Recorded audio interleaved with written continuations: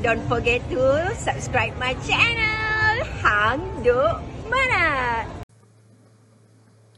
Assalamualaikum, selamat datang lagi ke channel Hang Duk Mana. Mari kita dengar perbahasan padu daripada Menteri Johari Abdul Ghani.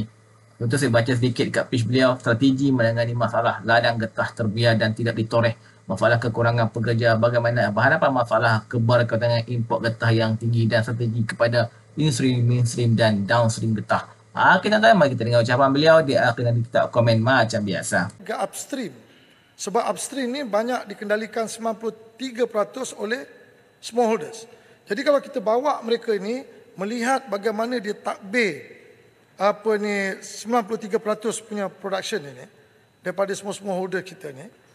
Jadi dia terlibat secara langsung. Jadi regardless of price getah kita ini, dia akan bayar dengan bayaran yang tetap supaya getah itu akan masuk dalam dia punya midstream dan juga downstream. Mereka perlukan getah itu, kalau tidak kilang tak boleh buat operasi. Jadi kita deal dengan orang yang buat midstream, fokus only midstream dan downstream. Upstream ni mereka tidak boleh terlibat kerana kita punya negara ni dulu waktu kita menjadi pengeluar getah yang terbesar, kita lebih kepada smallholder driven. Whereas kalau kita tengok kelapa sawit, kita lebih kepada yang berskala besar. 73% daripada 5.7 juta ladang kelapa sawit dikendalikan oleh player yang besar-besar, 73%. Sedangkan getah 93% dikendalikan oleh pekebun kecil.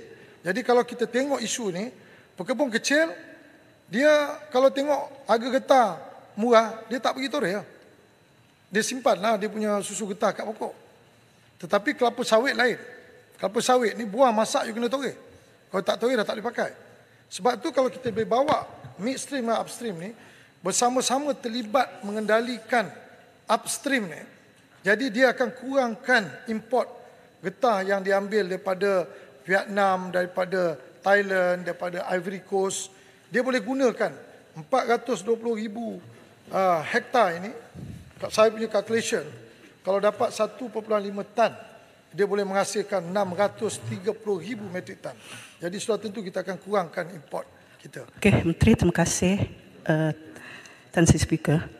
Jadi Temeloh ada mengemukakan permasalahan berkaitan dengan getah yang tak bertoreh.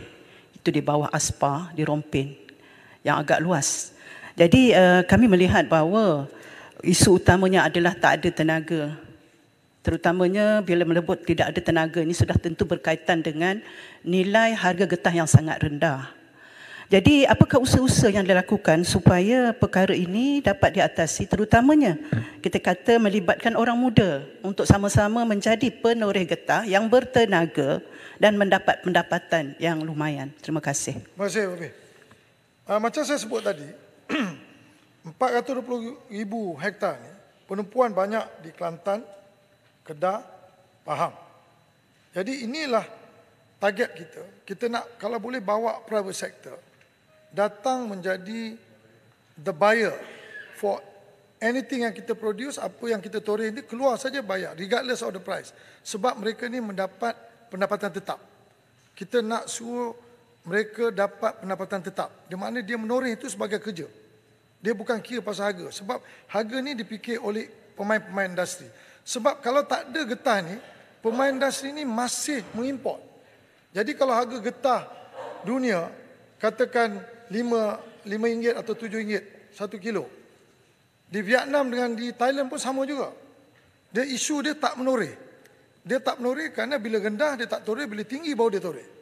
Jadi kita nak menyelesaikan isu ni sebab bila tak ada getah, mereka akan import. Tapi kalau getah tu consistently ada dalam negara kita, maka kita akan dapat mengurangkan import. Jadi nak jawab pertanyaan yang berhormat tadi ialah kita cuba nak consolidate supaya pemain-pemain industri ini dia akan lebih suka tengok kalau saiz dia besar. Contoh kalau dia pemain midstream, dia mendapat 10,000 hektar, dia akan ambil dia sebagai macam kontrak dengan dia.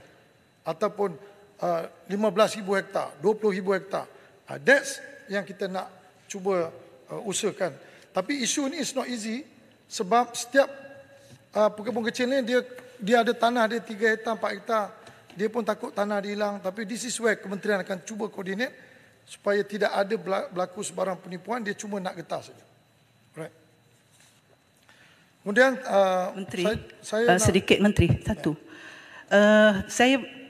Kalau kita lihat tadi masalah kurang tenaga, adakah insentif-insentif yang disediakan oleh kementerian untuk menarik terutamanya golongan muda ni, satu tak ada kerja, kemudian mereka kadang-kadang terpaksa mengambil upah daripada bukan kebun dia kena ambil upah. Mungkin itu juga kena ambil perhatian sebab mereka minat sebab tak ada kerja lain.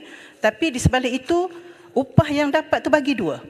Kan dia dapat harga getah jual kena bagi dua dengan tuan. Satu, yang kedua, saya melihat betapa pentingnya diberikan insentif contohnya tapak rumah untuk mereka fokus kepada kebun yang diusahakan. Okey, terima kasih.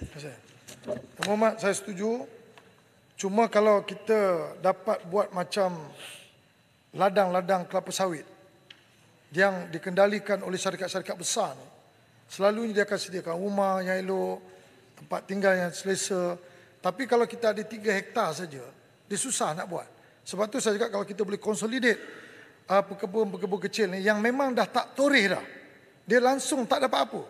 Jadi kalau kita boleh bawa pemain-pemain ni datang jumpa mereka ni, satukan mereka, jadi dia akan dapat juga hasilnya. Kalau dia tidak ada orang nak menoreh, syarikat-syarikat ini akan bawa penoreh-penoreh dan digaji penoreh-penoreh ini macam mana kita gajikan pekebun-pekebun kelapa sawit ini, maka mereka akan dapat hasil keluar daripadanya, dan daripada situ baru boleh kita kurangkan kita punya import.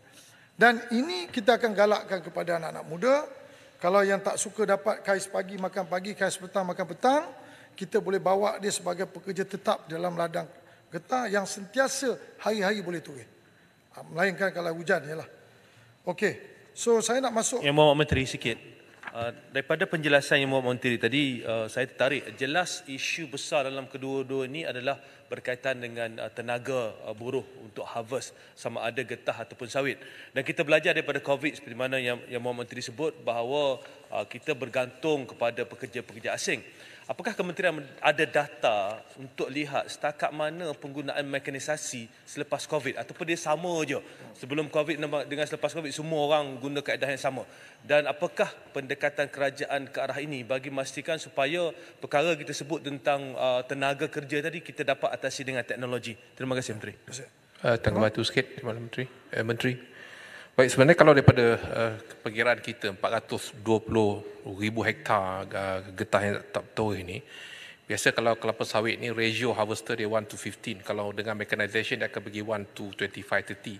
Tapi untuk getah ni pun dia macam penuai sawit sebab dia skill worker. Dia tak boleh lukakan pokok dan sebagainya.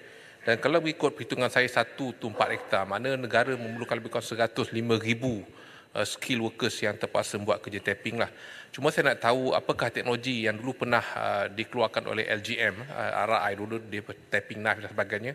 Bagaimana benda ni sebenarnya boleh kita implementasikan sekarang, sebab dari segi komersial saya tidak lihat benda ni dikomersialkan. Terima kasih. Saya answer dulu, Wabi Putrajaya. Dia, kalau kita tengok ladang kelapa sawit kita sekarang, dia punya standard measurement of workers ni, every 8 hektar satu pekerja. Kalau kita ada 1,000 hektar, kita ada 125 pekerja. Daripada 125 pekerja ni, 50% harvester. Yang lagi 50% tu general workers. Jadi mechanization sebenarnya dah tolong kita banyak buat perkara-perkara yang tidak menyebabkan harvesting. Yang bawah ni kerja-kerja kutip-kutip ni semua banyak mechanization has been done. Sebab tu sebahagian daripada ladang dia tidak pakai lagi 8/1. 8 hektar satu. Sekarang some of the ladang 12/1. Ada yang ladang bagus lagi 10, 12, 13 ada satu. Sebab mechanization dah tolong mengurangkan foreign workers ni. Tetapi harvester ni dia masih tak boleh lagi. Macam-macam cara dia orang cuba buat mechanization, buat robot nak naik. By the time naik cuba ambil lebih masa, ambil 20 minit. Kalau buat skillnya harvester dia dah sampai 10-15 pokok. Jadi yang ini kita masih melihat. Jadi untuk menjawab soalan yang Muhammad Putrajaya, sekiranya datang balik lagi kita ada pandemik, orang tu balik dah siapa nak harvest? This why kita kena plan sekarang ni. Iaitu bagaimana kita nak galakkan tenaga-tenaga muda kita yang masuk dalam TVET ini. Kita kena bagi dia take pride sikit bahawa harvester ni is a specialized job. That part. Jadi kita tak boleh panggil dia pekerja ladang. Kita kena cakap dia specialized harvester. Tapi dia buat kerja tu 3. Tengok, buah yang masak, petik, buang fawn, buang dia punya tandan, potong dia punya jatuh, dan the rest pekerja boleh buat. Yang itu mechanization will come to play. Saya nak jawab soal pasal getah. Getah pula, dia lebih kurang, kalau you ada 4.5 hektar, you perlukan lebih kurang dalam, the ideal situation is you kena ada 4.5 hektar untuk satu workers. Maknanya dia boleh toleh 3 hari, lepas tu patah balik. Dia boleh buat macam tu. Sebab tu kalau kita cuma ada 3 hektar, sebab tu dia tak ada economic scale. Tapi kalau kita boleh consolidate ni 10,000 hektar, kemudian kita panggil anak-anak muda ni harvest, pay them a fixed salary, and then the midstream and downstream will take this product, then kita make sure kita control import. The government will control import. Sekarang government tak boleh control import. Kalau kita control import, kilang akan tutup sebab tak ada feedstock. Natural rubber tak ada.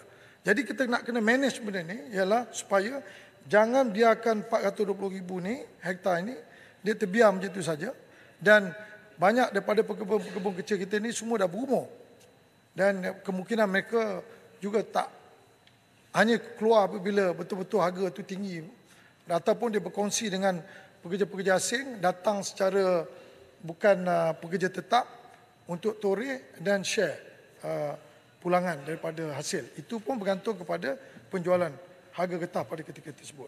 Jadi pandangan saya ialah kalau kita boleh consolidate ini, tapi dia mengambil masa. Sebab pertama nak kena bincang soal tanah, nak meyakinkan tuan tanah, kemudian kita nak bawa investor yang terlibat dalam midstream dan downstream to participate dalam kita punya strategi ni. Okey, saya juga nak menyentuh yang Berhormat Tangga Batu ada sebut pasal gas stimulant. Ya. Untuk pengetahuan Yang Berhormat, gas stimulant ni dalam meningkatkan hasil getah ni still, bagi saya still questionable lah. Kita tak boleh ambil ni secara mudah kerana kita perlu melakukan banyak kajian. Jadi kalau setakat proof of concept saja, 1-2 boleh lah. Tapi kalau kita nak kena buat skala besar, paling tidak pun kita akan apply 1,000 hektar. 1,000 hektar baru kita dapat tengok. Dan kemudian kita kena ada 2. Satu yang muda kalau terpakai stimulan, yang pokok yang tua pakai stimulan. Apa beza dia? This one take a long process. Kalau kita terus pergi apply ni, kita tak tahu apa kesan dia. Masa panjang kita nak tengok. Kalau kita pakai pada pokok yang muda, end up mungkin 5-6 tahun saja pokok tu boleh tahan. Kalau kita pakai pokok yang tua, betul ke pokok yang tua tu boleh menghasilkan susu getah yang lebih bagus atau lebih baik? Itu semua banyak nak kena buat analisa. Sebab tu saya tak bagi komitmen, atau Kementerian LGN tak bagi komitmen dari segi teknologi gas stimulan ini. Dan akhir sekali, itu saya dah jawab tadi. Satu lagi boleh? Menteri. Boleh. Kita menyatakan tentang permasalahan tadi. Ada tak kerajaan atau kementerian bercadang untuk memberikan subsidi harga yang lebih baik, RM5 1 kilo? Macam mana kita lihat respon daripada penori-penori getah ni? Terima kasih. Tentang batu sikit, Menteri. Saya timbulkan soal gas stimulan ni sebab dalam pembentangan bajet oleh Yang Amat Berhormat Tan Bun, dia menyebut, dia kata bahawa kita punya teknologi baru tentang gas stimulan. Tapi pengalaman saya lama dalam industri getah dan sawit, saya pernah guna ni hampir 15 tahun dululah.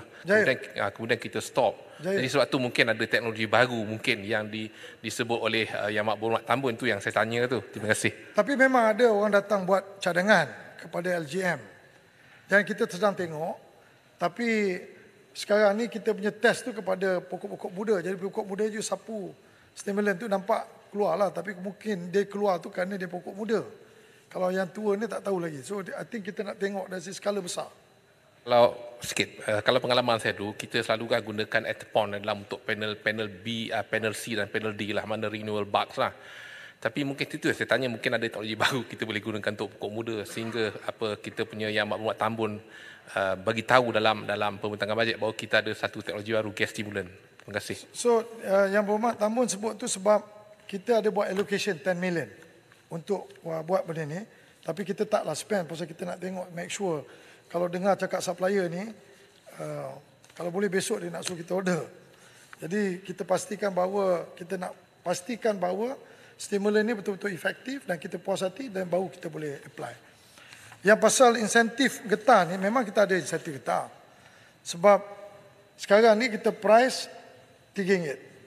Anything below the RM3, kalau kata harga RM2.75, kita akan subsidize 25 sen. Anything more than RM3, kita tak subsidize. Itu dari segi kalau you buat kat plum lah. Tapi kalau you buat latex, apa saja kuantiti you keluar, dia bagi $1. Boleh tambah sikit demi kebaikan industri rubber kita lah. Baik, saya banyak kali pergi ke Sabah. Kali ini saya jalan sampai ke Ranau dan sebagainya. Saya dapati bahawa kalau kita lihat statistik di Sabah, ada lebih kurang 190,000 hektar rubber kalau tak salah saya, dan dikawal oleh LGRS.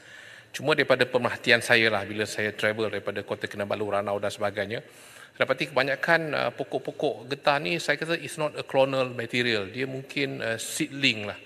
Dia kalau boleh kementerian dapat lihat balik supaya seedling ni kita ganti dengan clonal, sebab clonal melalui research dia punya hasil dia lebih bagus dan sebagainya. Jadi supaya kita boleh bantu industri getah di Sabah.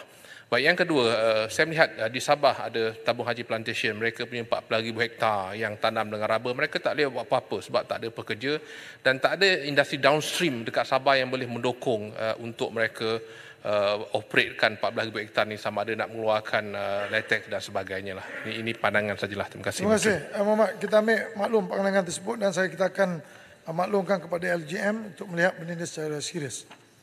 Dan akhir sekali, Yang Berhormat Yang di-Pertua, saya ingin merakamkan jutaan terima kasih kepada semua pembahas-pembahas dalam membincangkan soal isu komuniti negara ini, dan sebagai kementerian yang bertanggungjawab terhadap sektor agri komuniti negara, KPK committed dalam melaksanakan reformasi dasar bagi memastikan kemampanan jangka panjang sektor agri komoditi dan mengangkat darjat ekonomi rakyat, terutamanya pekebun kecil yang merupakan nadi penghasilan produk komoditi negara, agar sumber kekayaan negara dapat diimbangi secara saksama. Sekian. Kita tengok komen satu ialah Menteri Johari Abdul Ghani. Kita nampak dia antara seorang menteri yang kita nampak bijak lah. Salah seorang menteri ada UMNO yang bijak, kita nampak dia lah. So kita harap beliau boleh keluarkan idea-idea yang bagus lah, macam mana